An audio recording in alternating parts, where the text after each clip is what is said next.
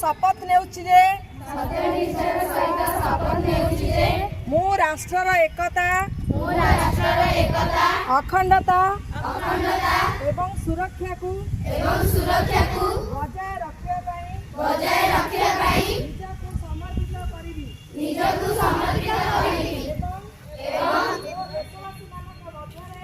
देशवासी मानक मध्यरे एही संदेश